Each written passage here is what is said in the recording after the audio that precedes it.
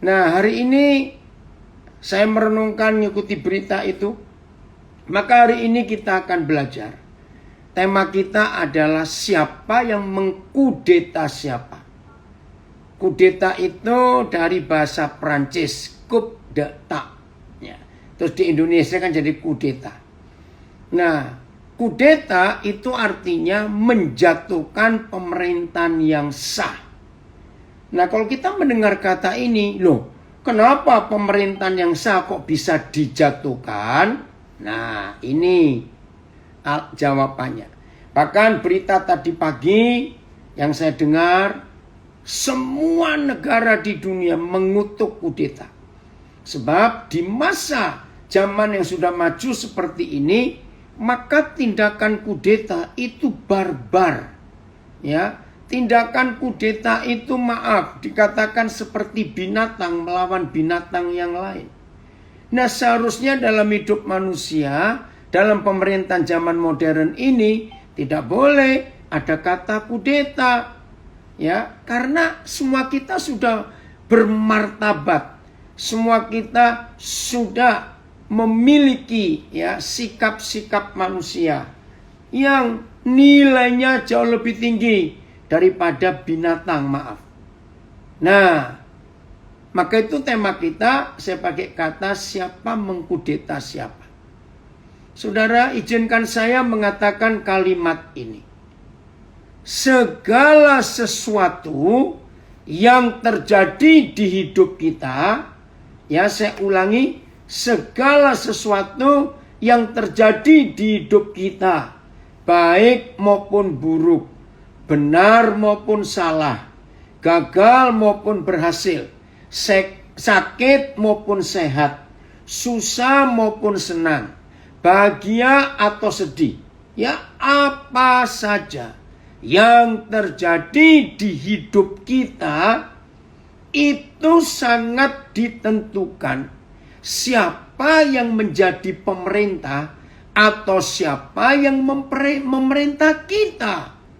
Bersamaan dengan kudeta Myanmar, lalu di Indonesia, lihat 3 hari ini lagi ramai sekali. Ada salah satu partai yang menyurati presiden untuk menolong. Ya, minta tolong presiden. Katanya partai mereka sedang dikudeta. Nah, itu ada kata kudeta. Jadi 2 hari ini kita mendengar 2 kata kudeta. Satu dari Myanmar, satu dari salah satu partai yang ada di Indonesia ini. Nah, saya ulangi lagi. Kita ini mengalami hal positif atau negatif. Kita ini mengalami sakit atau sehat. Mengalami susah atau senang. Bahagia atau sedih, gagal atau berhasil, dan semua hal pokoknya. Itu sangat ditentukan siapa yang memerintah hidup kita. Dan kita bertanya siapa yang kita izinkan mengatur hidup kita. Nah, saya beri beberapa contoh dulu. Maaf ya, bagi saudara yang belum pernah, saya harap tidak menganggap saya berlebih-lebihan, tidak. Pertama kali saya melintasi perbatasan Indonesia dengan Malaysia itu di kota Entikong, Kalimantan Barat.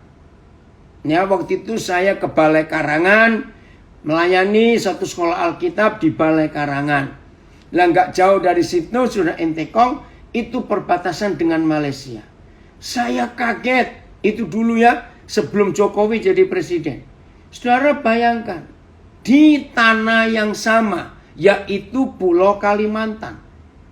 Begitu kami keluar dari wilayah pemerintahan Indonesia, sudah cek paspor, lalu kami keluar meninggalkan wilayah Indonesia masuk ke kerajaan Malaysia. Tanahnya sama.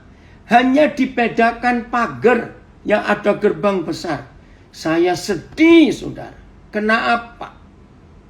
Beda. Cara menanam rumputnya, pohon-pohonannya, ya trotoar di jalannya. Beda.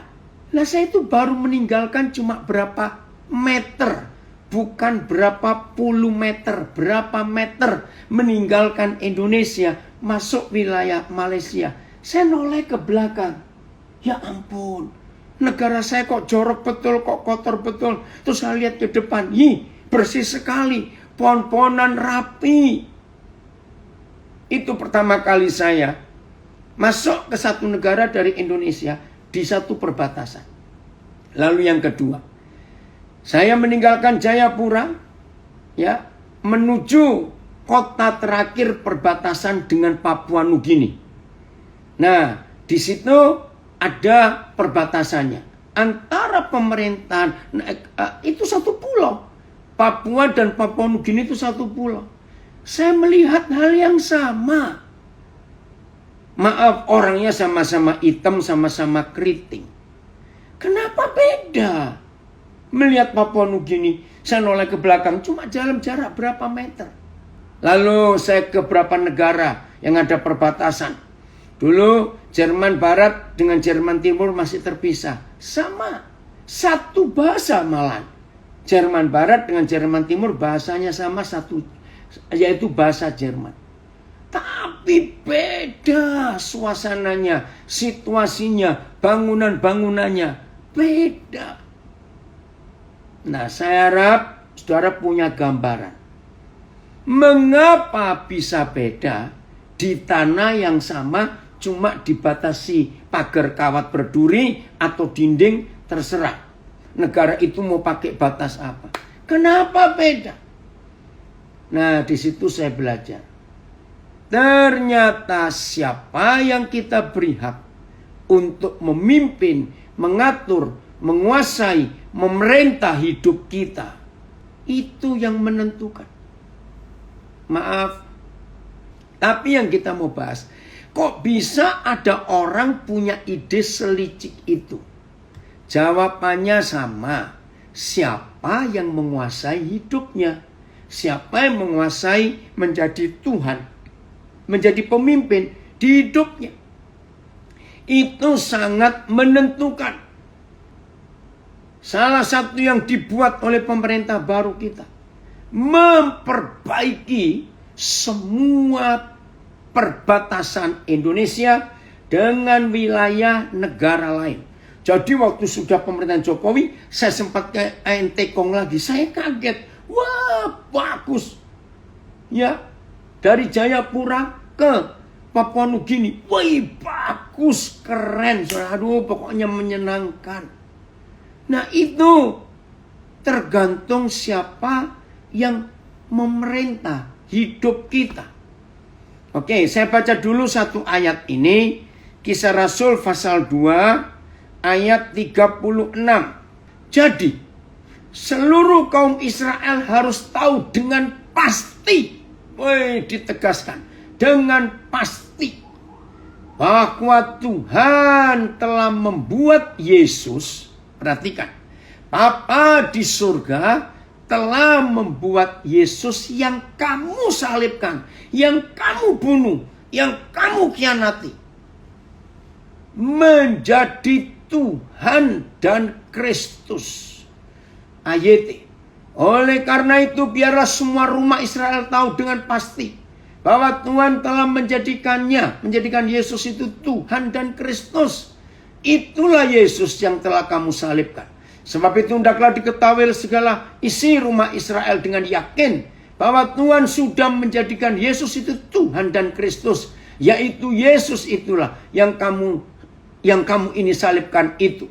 Itu sebabnya semua orang Israel harus tahu betul-betul bahwa Yesus yang kalian salibkan itu, Yesus itulah juga yang sudah dijadikan oleh Tuhan menjadi Tuhan dan Raja Penyelamat. Lebih keren.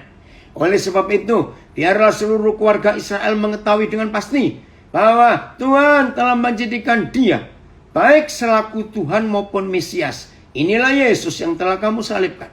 Sebab itu, seluruh Bani Israel harus tahu bahwa Isa yang kamu salibkan itu, dialah yang telah diangkat Tuhan menjadi junjungan yang ilahi dan juga Al-Masih. Oleh sebab itu, hendaklah seluruh keturunan kaum Israel tahu dengan pastinya bahwa Tuhan telah menjadikan Yesus yang kamu salib itu Tuhan dan Kristus. Wih, luar biasa.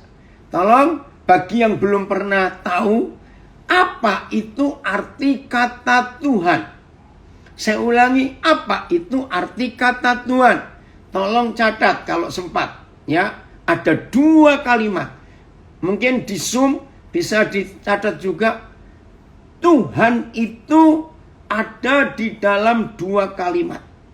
Pertama, pemilik tunggal atas hidup kita. Pemilik tunggal, pemilik satu-satunya atas hidup kita. Kalimat kedua, Tuhan itu penguasa mutlak. Ya, penguasa mutlak atas hidup ini.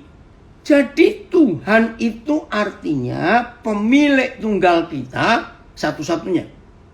Dan penguasa mutlak atas hidup kita. Tapi yang sangat mengagetkan dan mengharukan, kalau saudara mendengar kata Tuhan yang artinya pemilik tunggal dan penguasa mutlak atas hidup kita, ternyata yang punya otoritas dan kuasa sehebat itu. Bayangkan, Tuhan yang penguasa mutlak dan pemilik tunggal atas hidup kita. Saudara dengar, itu bisa kita kudeta. Bisa kita turunkan dari tahtanya di hidup kita. Jahat nggak kita ini? Ternyata yang harusnya jadi penguasa mutlak.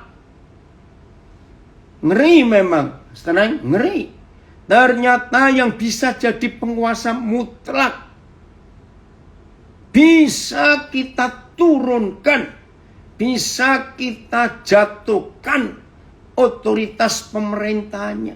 Jadi walaupun Kisah Rasul 2:36 jelas mengatakan ya bahwa dia itu sudah dijadikan Tuhan, tapi masih bisa kita jatuhkan. Kejam gak kita ini? Maka itu maafkan saya. Apapun yang terjadi di hidup kita, baik maupun buruk, gagal maupun berhasil, saudara, ini luar biasa. Tuhan kita sangat dahsyat. Jadi hidup ini jadi apa dan bagaimana, itu sangat dipengaruhi siapa yang menjadi Tuhan di hidup kita. Saya akan bacakan beberapa terjemahan lain. Ini dari The Message. All Israel, then notice, hai orang Israel, kamu harus tahu ini. Tidak ada lagi ruangan untuk meragukan siapa Yesus itu, karena Tuhan sudah membuat Yesus jadi master, Tuhan dan Messiah. Ya, oke, itu The Message. Lalu terjemahan Mike, ini terjemahan apa? Amplified-nya. Therefore, let the whole house of Israel recognize beyond all doubt. Wih, jadi dalam bahasa Inggris ini ada ketegasan. Tidak boleh ada orang Israel yang meragukan sama sekali bahwa setelah Yesus dibunuh, disalib, dan dibangkitkan, ternyata Bapa di surga mengangkat dia. Ya, no doubt and acknowledge, assuredly, yakin dengan seyakin-yakinnya bahwa Bapa Yahweh telah membuat Yesus menjadi Tuhan dan Kristus. Wow, luar biasa. Jadi tidak boleh kita ragukan. Maka itu saudara, dalam hidup ini selalu kita tanyakan. Nah, ini itu ada tulisan call over apa, ada dijelaskan ya, yang di Gereja Pembaruan. Saudara, saya ulangi lagi, Tuhan tolong kami untuk kami bisa mengerti ini. Walaupun kita menyebut dia Tuhan, walaupun kita menempatkan dia sebagai Tuhan, Walaupun kita mengakui dia, Yesus engkau Tuhan, Yesus engkau Tuhan. Saudara, ternyata di tangan kita manusia yang Tuhan itu bisa dijatuhkan. Ketika kita mengkudeta dia untuk turun dari tahta di hidup ini. Saya ngeri melihat ini. Tolong ya, yang sedang belajar bersama-sama dengan tema ini.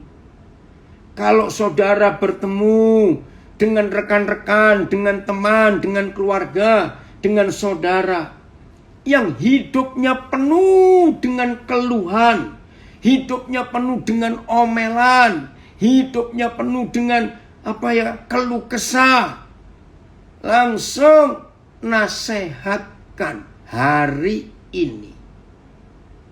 Coba kamu cek, siapa yang jadi Tuhan di hidup? Mudah-mudahan semua kita tahu. Di dunia ini ada begitu banyak agama. Sangat banyak. Masing-masing kita bisa mendirikan agama baru. Tergantung maunya bagaimana. Maaf. Tapi ada satu agama yang saya belajar unik. Agama ini melihat apa saja. Itu disembah dan jadi Tuhan. Apa saja, mau meja, mau kursi, mau botol, mau foto, ya mau bangunan, mau apa saja, batu. Bahkan kalau ada binatang yang mereka anggap, wih ini suci, disembah jadi Tuhan. Nah, mengapa ada agama seperti itu? Sebab orang itu mencari yang paling Tuhan itu siapa. Maka itu mereka sembah semuanya. Untuk mencari siapa yang paling Tuhan. Saya harap kalimat ini dimengerti. Yang paling Tuhan. Karena begitu banyaknya. Ya. Ngeri sekali. Kalau kita melihat fakta ini. Maka itu saudara, dalam hidup kita harus tahu siapa yang kita jadikan Tuhan. Jangan lupa, Tuhan itu pemilik tunggal. Selalu tanya, siapa pemilik tunggal hidup kita? Saya beri berapa contoh. Uang bisa jadi Tuhan tidak? Coba, uang bisa jadi Tuhan tidak? Jawabannya bisa.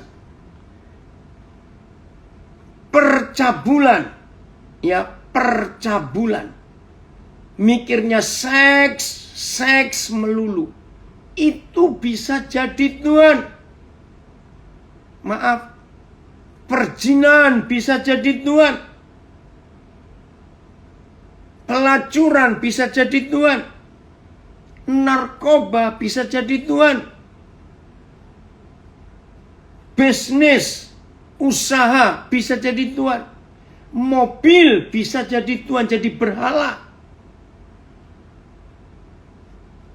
Maka itu saya ulangi lagi, kita ini siapa dan kita ini akan bagaimana, itu sangat ditentukan siapa yang kita tuhankan di hidup ini. Saya beri contoh lagi. Kalau seorang suami, ya dalam tanda kutip ya, yang diutamakan. Nah, sekarang saya ganti supaya lebih jelas. Tuhan itu adalah sesuatu atau seseorang, karena orang pun bisa jadi Tuhan. Saya ulangi, Tuhan itu adalah sesuatu atau seseorang yang ditinggikan, dijunjung lebih tinggi dari apapun juga. Nah, sekarang saya tanya. Kalau ada seorang suami, mamanya, ibunya, itu jadi junjungannya. Sangat diidolakan. Karena memang sejak kecil, mungkin waktu suami ini masih jadi anak-anak, dia nggak punya papa. Tapi mamanya luar biasa, kerja keras, banting tulang. Dia ingat penderitaan mamanya sejak dia masih kecil. Maka sampai dia dewasa, Dia selalu menghormati mamanya lebih daripada apapun. Enggak apa-apa. Itu wajib anak berterima kasih kepada mamanya. Tapi kalau dia sudah menikah, maka posisi mamanya harus diganti, yaitu istrinya. Ya, saya ulangi lagi. Setelah menikah, maka mamanya harus digeser. Tempat mamanya diberikan kepada istrinya. Maka itu pertanyaan saya. Ya, apa yang terjadi pada seorang suami kalau dia lebih menghormati ibunya daripada istrinya? Wih, ini keluarga pasti menderita, saudara. Karena suami ini dikit-dikit bicara, kamu kok nggak kayak mamaku? Harusnya kamu tuh seperti ibuku dong. Wih, kalau dia masak, berarti dia merendahkan istrinya. Terus setelah istrinya melahirkan anak-anaknya, dia ngomong lagi, loh, dulu mamaku kalau ngerawat anak nggak kayak kamu loh. Dengar, saudara, betapa menderitanya si istri karena selalu dibandingkan dengan ibu kandungnya, yaitu mertuanya, mama mertuanya. Maka rumah tangga seperti itu akan hancur. Jadi kita harus tahu siapa yang jadi Tuhan di hidup kita. Saudara, paling gampang ya untuk ngecek siapa Tuhan di hidup kita, mulai dari ujung kepala, satu-satu turun, ya, otak kita. Di otak kita ini Tuhan itu siapa? Ini yang luar biasa loh, saudara. Saya juga belajar kaget. Ada hamba Tuhan, ada orang Kristen, ya, hatinya itu Tuhan Yesus. Jelas, hatinya itu Tuhan Yesus. Tapi pikirannya nggak ada Tuhan Yesus. Lalu hamba Tuhan seperti ini hidupnya akan jadi apa? Khawatir, takut, sedih, frustrasi, kecewa. Karena Tuhan yang di pikirannya beda dengan Tuhan yang di hatinya. Tuhan yang di pikirannya isinya tuduhan, ketakutan, kekhawatiran, jangan-jangan, pikiran percabulan, dan macam-macam. Jadi saya menemukan Yesus bisa jadi Tuhan di hati kita, tapi belum tentu Yesus jadi Tuhan di pikiran kita. Maka itu cek siapa yang mengontrol pikiran kita, itulah Tuhan kita. Kalau saudara mengizinkan ketakutan mengontrol pikiranmu, maka Tuhanmu namanya ketakutan, tuduhan, khawatir. Jangan bodoh. Saya juga kaget waktu Roh Kudus menyadarkan ini. Oh, bisa begitu, bisa.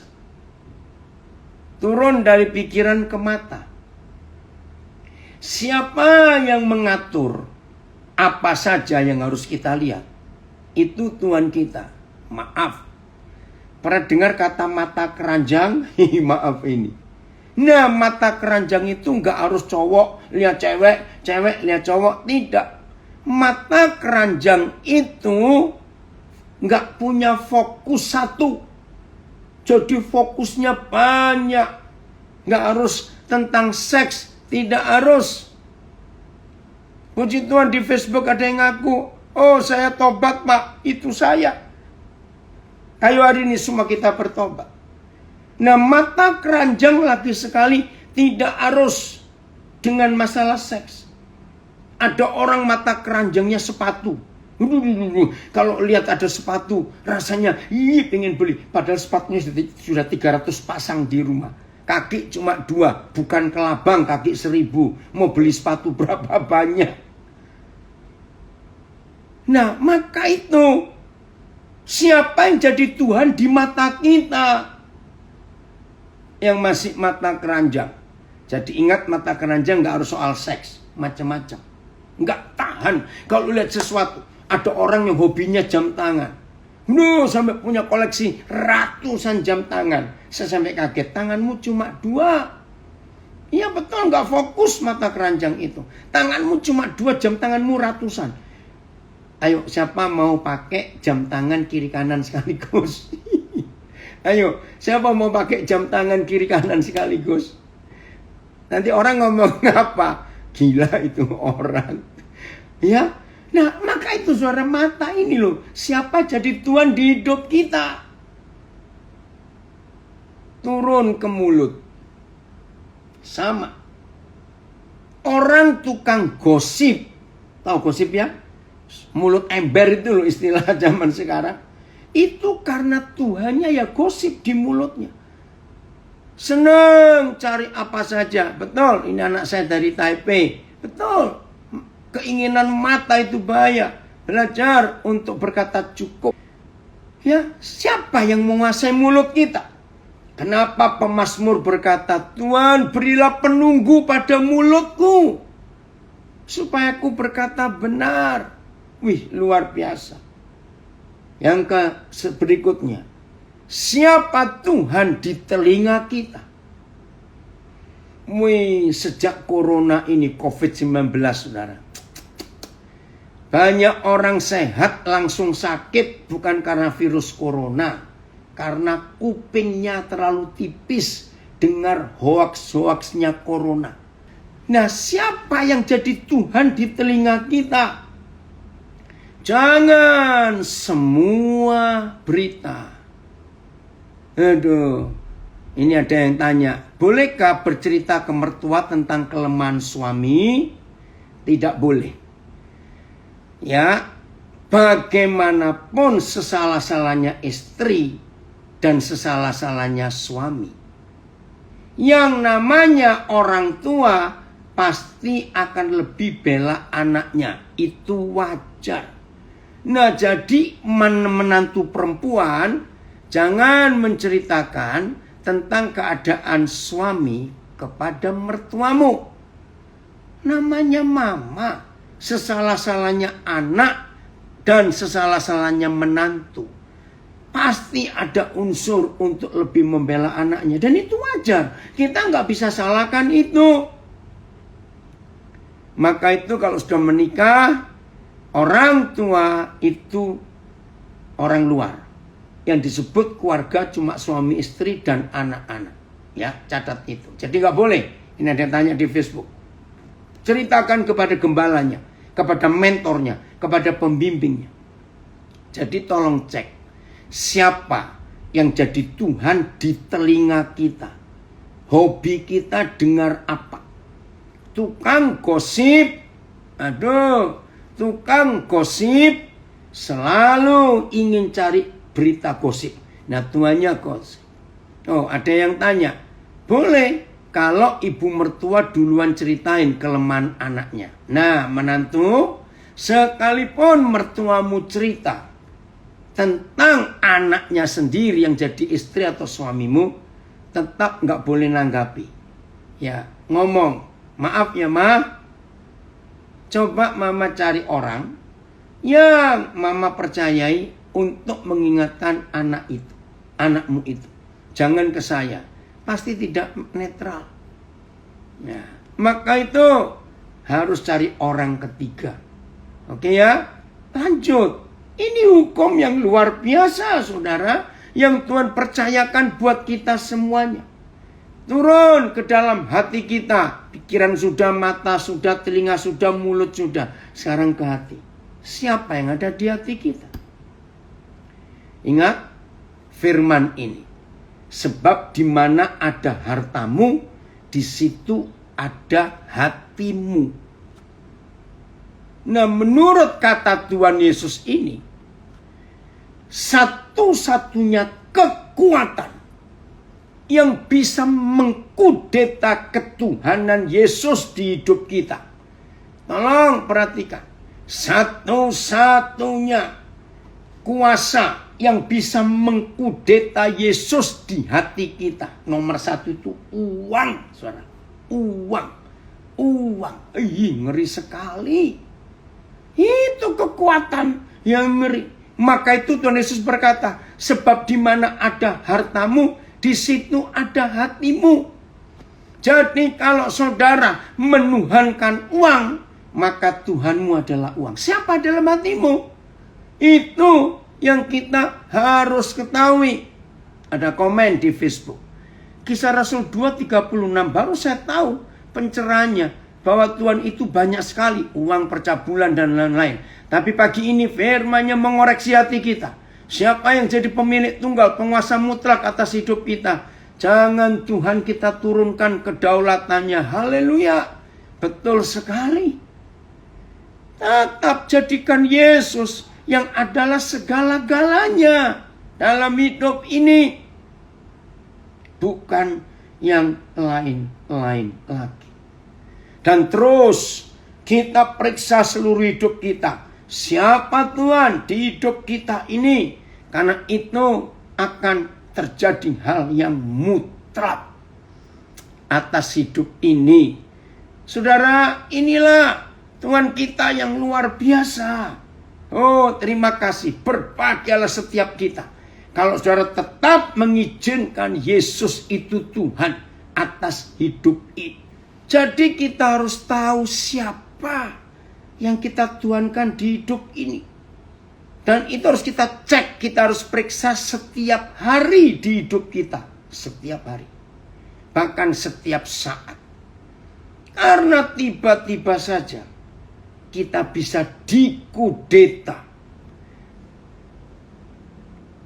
Maka itu rajin-rajin ngecek di hidup ini. Kisah Rasul 20. Ayat yang ke-21. Ya. Kisah Rasul 20 ayat 31. Ya. Ini ada komen bagus. Ya. Ternyata kita sering secara tidak sadar berusaha mengkudeta Tuhan dalam hidup kita sendiri dengan berbagai alasan. Betul. Ini mengerikan. Kisah Rasul, maaf. 20. Ya, oke, nanti Pak Filipus saya akan bahas. Bukan 31-an, sebentar. Ya, 21. Saya salah tadi ya. Kisah 20 ayat 21. Ya, Kisah Rasul 20 mulai ayat 21. Ini kesaksian Rasul Paulus. Aku senantiasa. Nah, kata senantiasa ini mutlak. Ya, bukan cuma penting. Senantiasa. Artinya ada satu hal yang sepanjang umur hidup Rasul Paulus ini yang dia lakukan senantiasa, terus menerus. Kata senantiasa itu tidak putus-putus. Terus. Apa yang terus-menerus dilakukan Paulus? Sehingga tidak ada kesempatan Tuhan lain yang bisa mengkudeta Yesus Tuhan di hidup Paulus. Maka itu kata senantiasa ini penting untuk kita pelajari. Siapa yang senantiasa ngatur, ngontrol, menguasai, nyetir, memerintah, mempengaruhi hidup saudara dan hidup saya? Temukan di dalam senantiasa ini ada siapa. Orang yang senantiasa mikir narkoba, mikir percabulan, mikir duit. Pokoknya senantiasa duit, narkoba, seks. Terus begitu. Yaitu Tuhannya. Puji Tuhan. Senantiasa. Aku senantiasa bersaksi kepada orang-orang Yahudi, orang-orang Yunani. Supaya mereka bertobat kepada Tuhan dan percaya kepada Tuhan kita, Yesus Kristus. Luar biasa. Ini saya beri kesaksian. Aduh Tuhan, terima kasih. Hari Sabtu yang lalu, saya dari Nabire ke Jakarta. Karena hari Sabtu ada pemberkatan nikah di Ciawi. Ya sudah, saya melayani. Saudara, nah setelah saya nggak bisa ikut makan siang bersama mereka karena saya juga masih mengajar lagi. Nah, selesai 3:30 sore, Saya belum makan dari pagi karena saya berangkat pagi-pagi dari Jakarta. Ya. Nah, terus saya tanya kepada satpam yang di tempat pernikahan itu. Mana ya? Maafin saya cuma cerita. Saya tanya, di mana ya warung sate yang enak? Dia sebut namanya Haji Kadir. Dia bilang deket situ. Nah, deket ini sudah jalan agak jauh, kok nggak ketemu-ketemu. Nah, saya sewa mobil dari Jakarta untuk nunggu pulang balik. Nah, supir ini telaten. Cobalah Pak, maju lagi sedikit. Karena kok nggak ketemu-ketemu. Saya sudah putus asa. Sudahlah cari yang lain aja. Takutnya macet nanti kalau turun ke Jakarta. Karena sore saya ada pelayanan lagi hari Sabtu itu. Akhirnya betul. Nggak lama setelah saya memutuskan untuk belok. Nah itu Pak supirnya bilang, oh ya betul juga Haji Kadir. Saudara, begitu kami masuk, disambut oleh pelayan namanya Aji, orang Sunda. Nah saya ini paling nggak tahan kalau lihat orang wajahnya lecek, tertekan, lesu sekali. Kasihan ini anak, masih muda. Nah, terus karena dia sibuk, banyak tamu, saya tanya ke kasirnya.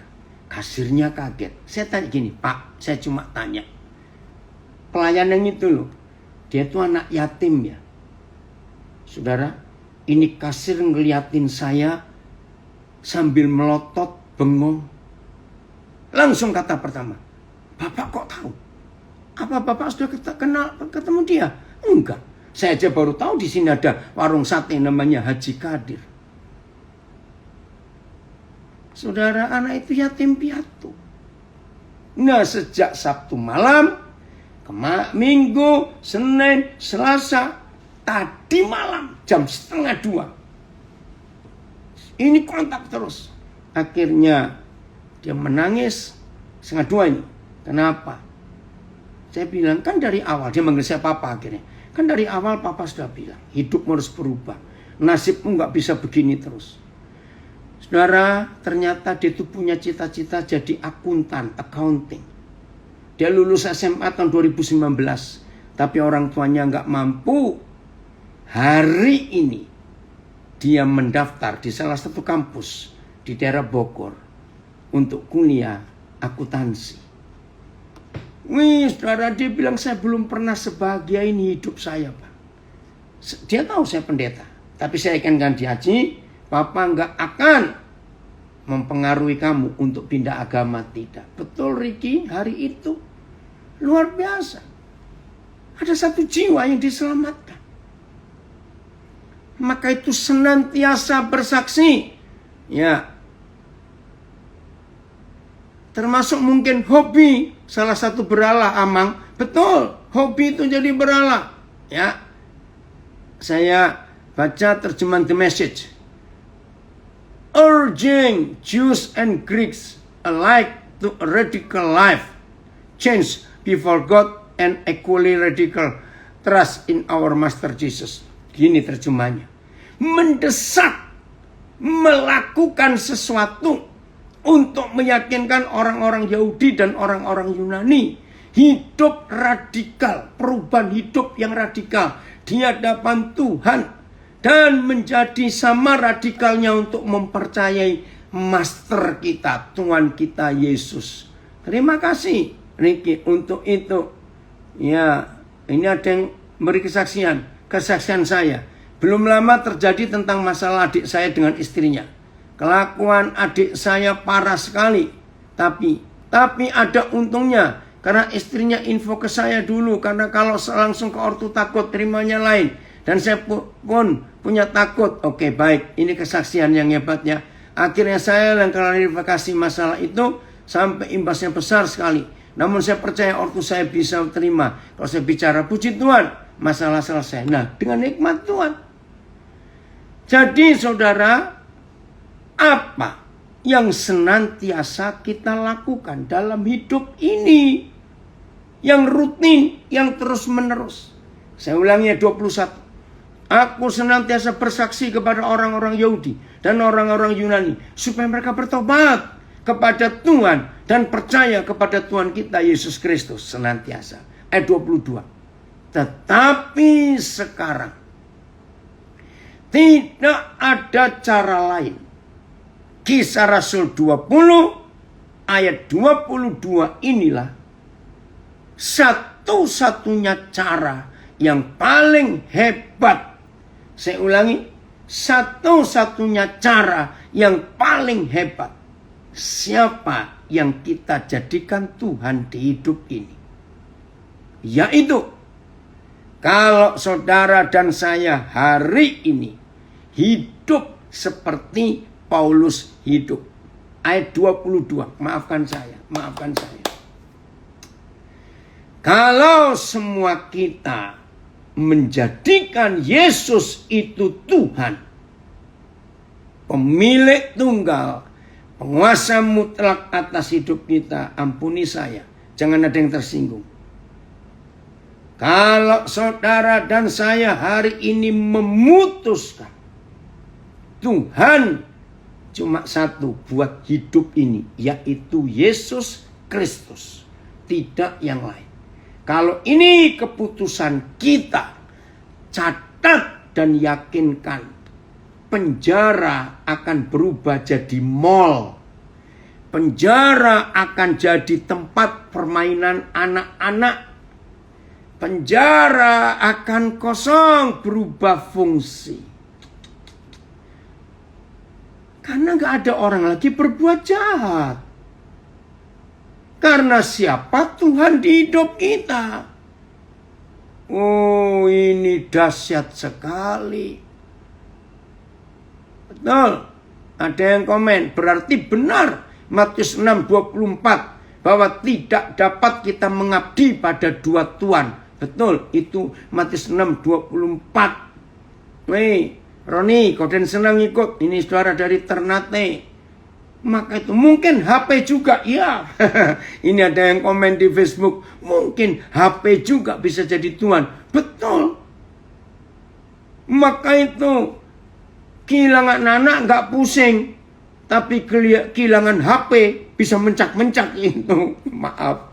HP bisa jadi berhala, jadi Tuhan. Pagi-pagi bangun. Nggak cari Tuhan, cari HP dulu. Awas itu. Ya.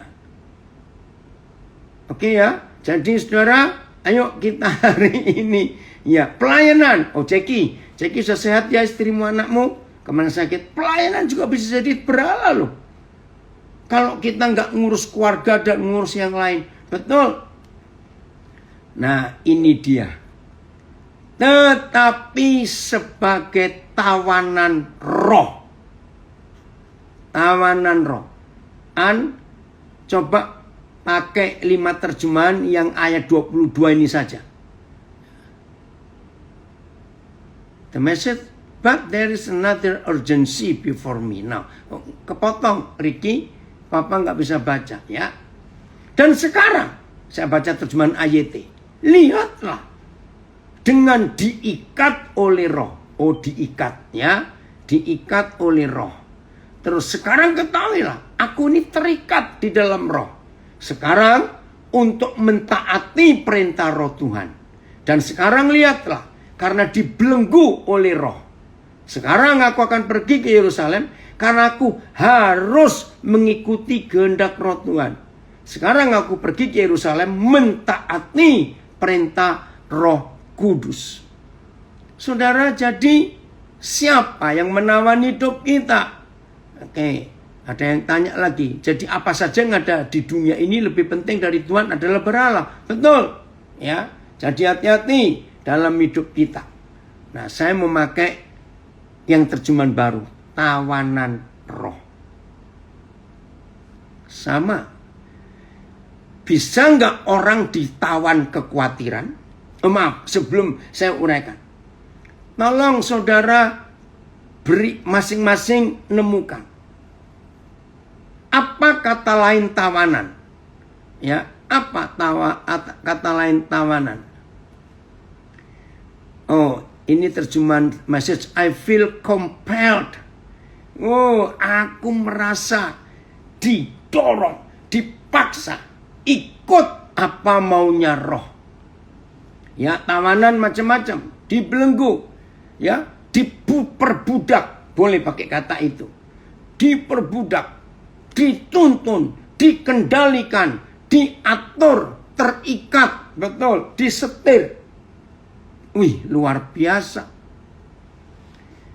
Ini dia. Oh, Ricky, jangan ngomong begitu. Ada yang komen di Zoom. Kalau di LP, HP-nya dititip. Enggak semua. Sandra, terima kasih nak. Ini anak saya Samuel Manopo. Sandra, betul. Tawanan itu ikatan yang tidak bisa lepas. Betul. Belenggu, ditaklukkan. Senta sudah beritahu Ivan enggak untuk selalu ikut ini. Ya, Papa sudah kontak ini beberapa hari dengan dia. Saudara, luar biasa. Maka itu mari kita tanya, siapa yang sehari-hari menawan, menaklukkan, menyandera, menguasai, membelenggu, memperbudak, menyetir, mengatur hidup ini? Siapa? Terpujilah Tuhan Yesus. Kalau saudara dan saya mau dibelenggu oleh Roh Kudus, ditawan oleh Roh Kudus, terpujilah Tuhan kalau itu terjadi di hidup kita. Oh, ini ada terjemahan dari Amplified. Saya akan bacakan ya. And now you see, sekarang kamu lihat, aku sedang ke Yerusalem, bound. Ya, makasih Pak Barnabas. Tunduk dalam kekuasaannya. Bound by the Holy Spirit. Diikat oleh Roh Kudus. And obligated. Wow. Dan ada obligasi. Nggak bisa milih. And compelled sama. Diikat, dibelenggu, ditaklukkan. By the conviction of my own spirit. Ya. Dengan sebuah kekuatan. Di dalam rohku. Nah, saudara, ini penting. Maka itu saya katakan tadi. Kisah Rasul 20 ayat 22. Ini salah satu cara. Ya, salah satu cara. Untuk kita tahu siapa jadi Tuhan. Jadi Tuhan di hidup kita. Oh, ini Desri dari Timika, anak saya baru masuk. Des, tadi papi dikontak Pak Hans.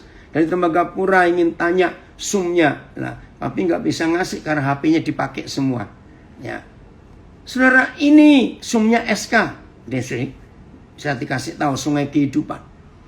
Ini yang Tuhan mau percayakan buat kita. Siapa yang jadi Tuhan? Siapa yang membelenggu, menawan kita? Ya, masih ayat 22. Tetapi sekarang sebagai tawanan roh, aku pergi ke Yerusalem. Dan aku tidak tahu apa yang akan terjadi di situ atas diriku. Nggak tahu. Sebetulnya kata yang tepat, aku tidak mau tahu. Jadi Paulus ini tahu, cuma dia nggak mau tahu. Apa yang dia tahu? Lihat ayat 23. Ya, 23-an. Woi, ngeri yang dia tahu, ngeri, saudara. Aku nggak mau tahu apa yang akan terjadi atas diriku kalau aku ikuti pimpinan roh. Karena aku dibelenggu, aku ditawan, aku dikuasai, aku disandera, aku ditaklukkan oleh Roh Kudus. Aku nggak mau tahu. Walaupun aku tahu. Apa yang Paulus tahu? Lihat ayat 23. Selain daripada yang dinyatakan Roh Kudus. Apa yang Paulus tahu? Apa yang dinyatakan Roh Kudus yang membelenggu, menawan, mengikat, mengontrol, menguasai, mengatur, menyetir hidupnya. Ini loh, dia tahu bahwa dari kota ke kota hanya penjara dan sengsara menunggu aku. Baik, dia tahu toh. Nah, terjemahan lain, AYT. Kecuali bahwa Roh Kudus bersaksi dengan sungguh-sungguh. Roh Kudus memberitahukan aku dengan sungguh-sungguh di setiap kota kepadaku bahwa penjara dan siksaan telah menungguku. Ayo jujur, saya aja pertama kali belajar ini masih mikir-mikir. Nah, saudara, ingat ada pepatah bahasa Jawa, koyo ulo marani gepuk. Itu bahasa Jawa. Artinya jangan bodoh seperti ular mendekati orang yang memukul. Nah, jangan bodoh. Dia tahu bahwa kalau dia ikuti Roh Kudus yang menanti dia penjara dan siksaan. Aduh. Hanyalah Roh Kudus Itu yang menyaksikan aku dari sebuah ke sebuah negeri, menyatakan bahwa pengikat dan sengsara. Saya tahu bahwa di tiap-tiap kota Roh Tuhan sudah dengan tegas memberitahukan kepada saya bahwa saya akan masuk penjara dan akan menderita. Diberitahu loh, masuk penjara dan menderita. Wow, ini luar biasa. MLT. Kecuali bahwa Roh Kudus bersaksi dengan sungguh-sungguh ke seluruh kota sambil mengatakan bahwa belenggu dan kesukaran sedang menunggu aku. Yang aku tahu hanyalah apa yang diberitakan oleh Roh Tuhan kepadaku di setiap kota yang kusinggahi, yaitu bahwa penjara dan kesusahan menanti aku.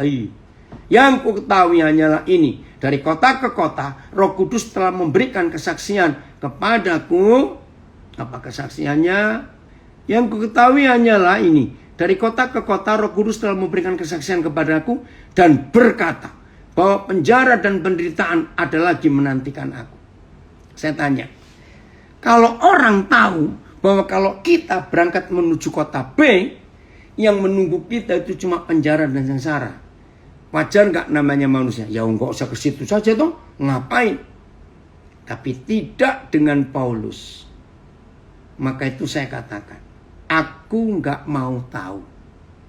Padahal aku tahu yang menanti aku kalau aku ke Yerusalem dan ke kota-kota lain, itu cuma ada dua hal yang menunggu aku. Penjara, siksaan. Siksaan, penjara. Nggak cuma dari satu kota Yerusalem saja. Dari kota ke kota. Negeri ke negeri. Luar biasa. Ini ada komen.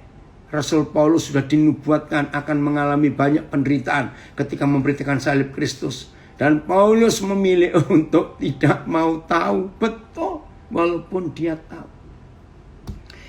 Saya ulangi lagi. Kalau iblis tahu bahwa saudara dan saya hidup itu ditawan, dibelenggu, disandra, dikuasai, ditaklukkan, diperbudak oleh Roh Kudus, percayalah, setan tidak akan bisa mengkudeta Yesus di hidup kita. Karena setan akan ngomong, percuma ganggu orang itu. Saudara, di samping Paulus ada satu contoh lagi. Sayang kita nggak ada waktu untuk membahas. Ya, ketaatan padahal yang tidak enak, betul. Contoh yang lain lagi, hidup Yusuf. Dia tahu dia akan menderita, dia tahu. Tapi dia ikut. Ini ada komen di Facebook. Wah, belum sudah diberitahu nanti ada penderitaan. Manusiawi tidak ya, kalau kita mengurungkan niat untuk maju, apa seperti Yunus ditelanikan kalau nggak mau nurut. Sudahlah, jangan cari alternatif. Ini loh kurang ajarnya manusia. Kalau tahu alternatif pasti milih yang alternatif, sudah nggak usah mau. Maka itu dalam hidup saya, dengar ya, dalam hidup saya, kalau istilah bisnis manajemen, ada plan A, plan B. Artinya ada rencana A, rencana B. Selama saya hidup jadi hamba Tuhan, saya tidak pernah punya rencana B. Pokoknya apa yang Tuhan rencanakan A buat saya nggak mau siapkan yang B. Saya tetap yang A. Enak, nggak enak, susah, sulit, mudah, gampang. Yang A, rencana Tuhan tetap saya kerjakan. Itu jeleknya manusia, cari alternatif jauh usah. Ya betul, just plan A. Siapa ini? RG ya. Oke ya, bahasa kerennya sekarang gas terus, jangan kasih kendor, memberitakan salib Kristus. Wih, gas terus, jangan kasih kendor. Ini ada komen di Facebook, bagus sekali. The message, I do know that it will not be any panic. Terjemahan The Message, RG itu orang lahat. Oh, Pak Robi. Ya, saudara lihat. Aku hanya tahu dan tidak panik. Karena Roh Kudus telah memberi aku tahu berulang-ulang dan jelas. Ya, bahwa, maaf ini, bahwa di depanku ada masa-masa yang sangat berat dan dipenjarakan. Waduh, luar biasa saudara, hidup seperti itu. Ada yang komen lagi, pelayanan adalah panggilan, bukan pilihan. Betul. Wih, tahu itu rencana Tuhan itu bagaimana, Pak? Ada yang tanya, gampang. Saudara dan saya akan otomatis tahu rencana Tuhan kalau saudara nggak buat rencana sendiri. Orang yang sering bingung tentang rencana Tuhan karena di hidupnya terlalu banyak rencana. Aku mau menikah dengan yang demikian. Aku mau menikah tahun sekian. Aku mau menikah dengan ini, dengan itu. Ya sudah. Kalau saudara punya rencana gitu, terusin sendiri. Tuhan nggak mau nyampuri. Aku punya rencana tahun 2021 bulan sekian. Aku mesti begini, aku mesti begitu. Silakan kerjakan sendiri. Jadi untuk tahu rencana Tuhan, hancurkan rencana kita. Nanti Papa akan beritahu apa rencananya atas kehidupan kita. Jadi ayo mulai hari ini saudara, kita betul-betul mau taat kepada apa yang Tuhan rencanakan atas hidup kita. Kalau Tuhan, kalau kita mengizinkan Dia bekerja semau-maunya, hebat. Saudara masih ingat salah satu lagunya Pak Erastus?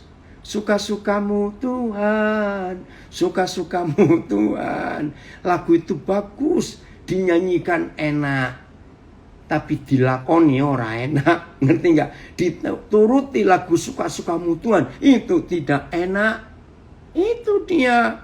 Jadi ayo kita tahu apa yang Tuhan kehendaki, walaupun tidak enak lakukan. Jelas ya? Ada yang komen, setuju. Saat kita tahu rencana Tuhan, maka kita tidak punya agenda pribadi. Karena sejatinya yang menjadi rencana kita adalah rencananya. Amin. Ya. Oh, ini ada yang dari Lahat juga. Sampai ini saya nggak tahu. Paulus membayar harga yang mahal buat Tuhan. Walau siksa, penjara, dan menderita. Tetapi Paulus tidak mau tahu akan apa yang ada di depannya. Firman ini amat berat sekali. Apa saya bisa? Pasti bisa. Semuanya saya serahkan pada Tuhan. Apa yang Dia mau atas hidup saya. Nah, kalau sudah menyerah, nggak punya plan A, plan B, semuanya plannya Tuhan, pasti bisa. Jadi nggak ada yang sulit kok. Hidup dipimpin Tuhan, dikuasai Roh Kudus, nggak ada yang sulit. Jelas ya saudara, ayat yang terakhir. Jadi siapa yang mau, yang kita izinkan untuk menguasai hidup kita? Ya. Ayat 24, Kisah Rasul 20. Lihat ini ayat terakhir. Terima kasih Papa. Tetapi, ada nggak sikap ini di hidup kita? Supaya Yesus yang jadi Tuhan dan Raja atas hidup kita tidak bisa dikudeta oleh siapapun juga. Tetapi aku tidak menghiraukan nyawaku sedikit pun. Oh, ini luar biasa. Namun aku tidak menganggap hidupku berharga bagi diriku sendiri. Wih, aku tidak menganggap hidupku berharga bagi diriku sendiri. Tetapi sekali-kali tiada aku mengindahkan nyawaku berharga kepada diriku. Asalkan aku dapat menyempurnakan jalan tanggunganku dan jawatan yang aku telah peroleh dari Tuhan Yesus. Yaitu hendak menyaksikan Injil dari hal anugerah Tuhan. Tetapi saya tidak peduli dengan hidup saya ini. Asal saya dapat menyelesaikan tugas yang dipercayakan Tuhan Yesus kepada saya. Dan asal saya setia sampai pada akhir hidup saya untuk memberitakan kabar baik itu tentang rahmat Tuhan. Namun, aku tidak membuat pertimbangan apapun. Tidak pula menganggap jiwaku berharga bagi diriku sendiri. Sehingga aku dapat mengakhiri perlombaanku dengan sukacita. Ya. Dan pelayanan yang telah aku terima dari Tuhan Yesus untuk sungguh-sungguh memberi kesaksian Injil anugerah Tuhan. Namun, aku sekali-kali tidak mengindahkan nyawaku. Sebab yang penting ialah bahwa aku dapat menyelesaikan dengan sempurna tugas dan pengabdianku yang dipercayakan kepadaku oleh Isa, junjungan kita yang ilahi. yaitu memberitakan kabar baik tentang rahmat Tuhan. Tetapi sekali-kali aku tidak mengindahkan soal nyawaku, asalkan aku dapat menyempurnakan tanggung jawab dan tugas yang kuterima dari Tuhan Yesus. Waduh, luar biasa. Terima kasih Tuhan. Oh, ini Yunus Opahe yang ada di Salatiga. Oh, terima kasih Yunus. Mau tanya apa yang Rasul Paulus lakukan dalam kehidupan sehari-hari sehingga Roh Kudus bisa menginformasikan apa yang akan terjadi ke depan supaya saya bisa aplikasikan dalam kehidupan sehari-hari saya. Pertanyaan Yunus itu pertanyaan banyak orang. Apa yang yang Rasul Paulus lakukan dalam kehidupan sehari-hari sehingga Roh Kudus bisa memberi info, bisa menjadi menawan, membelenggu. Cuma satu Yunus, taat. Kalau Roh Kudus melihat di dalam hidup kita tidak punya pilihan lain, cuma ikut, pasti Roh Kudus akan bicara. Komen dari hamba Tuhan, anak saya di Bali, yes, tidak ada plan A atau B, tetapi hanya plan Roh Kudus, sekalipun itu sulit dan sukar. Yang terpenting kita bisa menyelesaikan pelayanan ini dengan tuntas. Betul. Ya, oh puji Tuhan Vidi, ya tadi kamu telepon, papi nggak bisa jawab karena sedang Zoom ini. Saya baca terjemahan barunya. Tetapi aku tidak menghiraukan nyawaku sedikit pun.